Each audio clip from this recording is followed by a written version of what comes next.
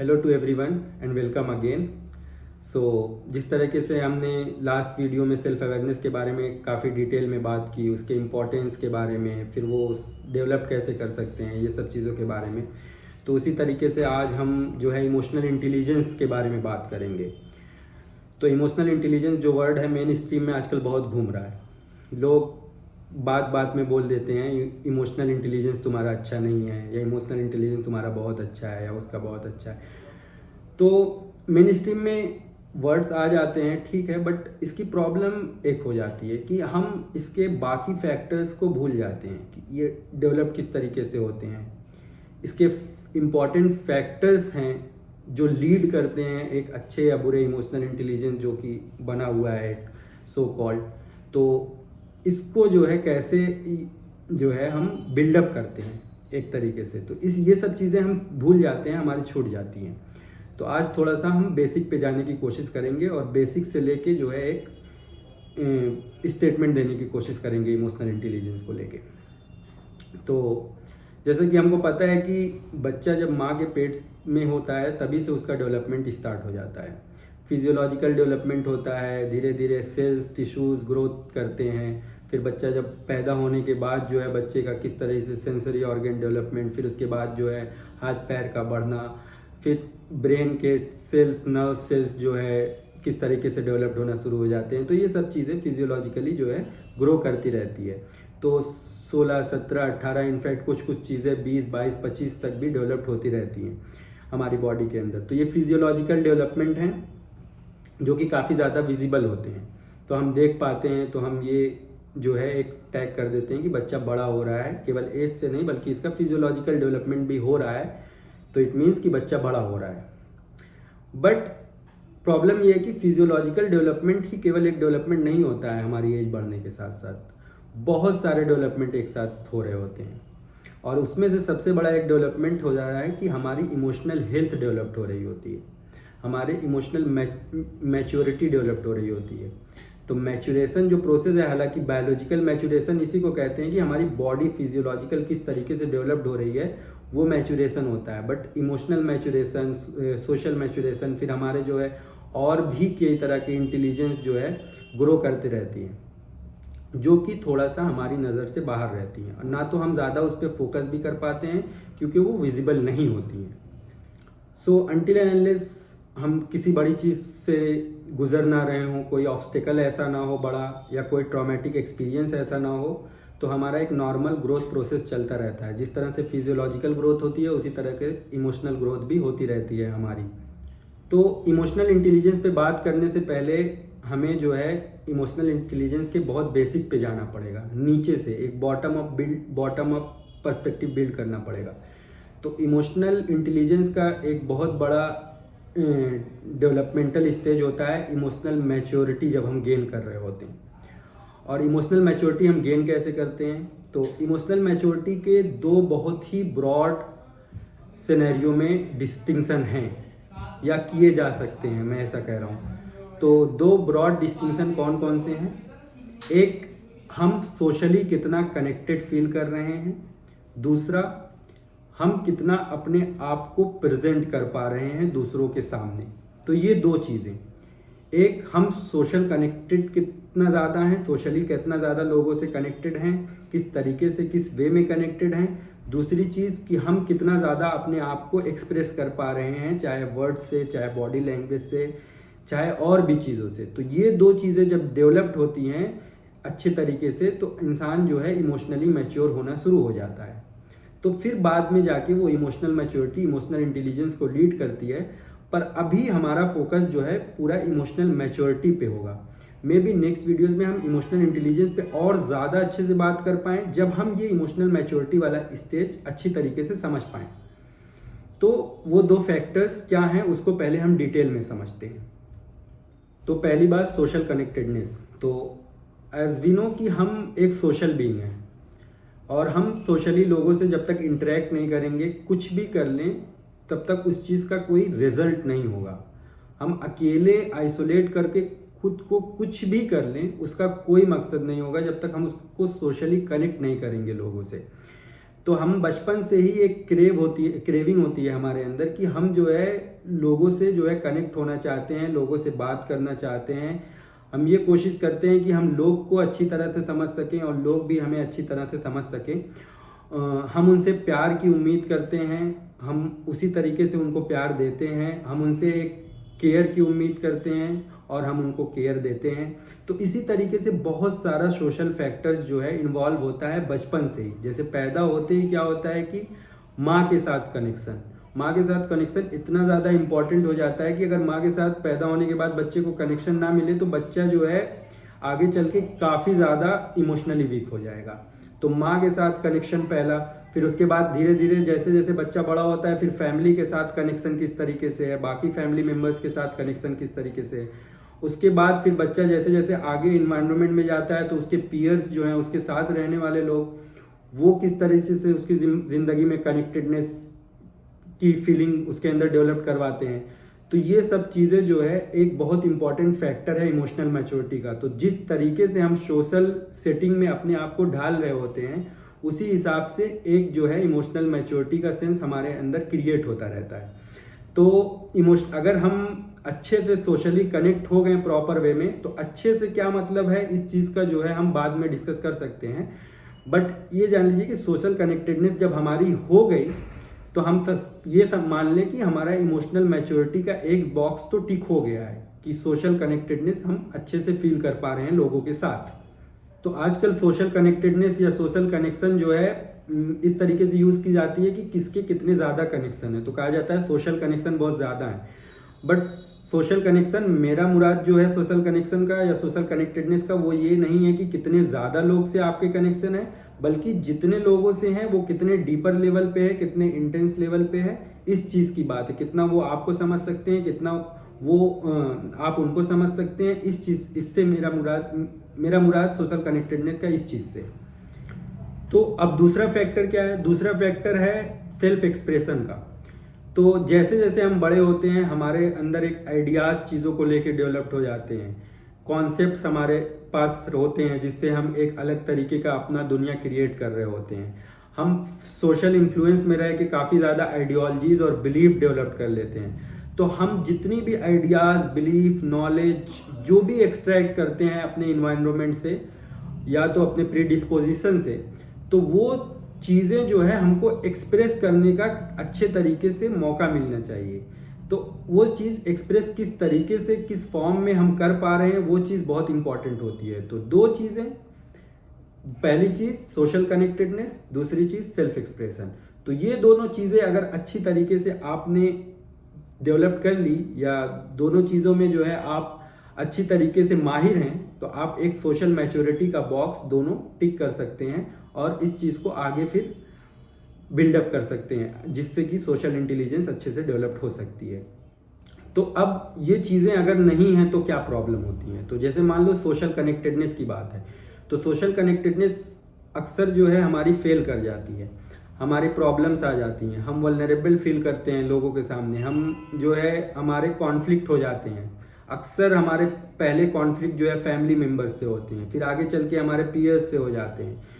तो ये सब चीज़ें जब होती हैं तो इसका मतलब हम सोशल कनेक्शन जो है वो थोड़ा सा वीक हो रहा है और एक दूसरे को समझने में प्रॉब्लम हो रही है।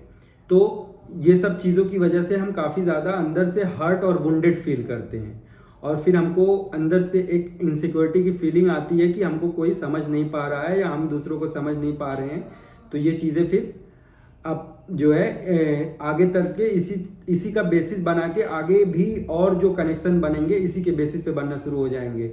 और दूसरी चीज़ है सेल्फ एक्सप्रेशन वाली। जब हम सेल्फ एक्सप्रेस नहीं कर पाते हैं खुद को, तो हमारे साथ क्या प्रॉब्लम आती है? तो जैसे हम कुछ पढ़ रहे होते हैं, बट हम पढ़ते पढ़ते हमको कुछ मीनिंग नहीं समझ में आता है, हमको कुछ नहीं समझ में आता है, बट ज़बरदस्ती हम पढ़ रहे होते हैं क्योंकि किसी के डर से या किसी के फोर्स से, एक्सटर्नल फोर्स की वजह से हम पढ़ रहे होते हैं।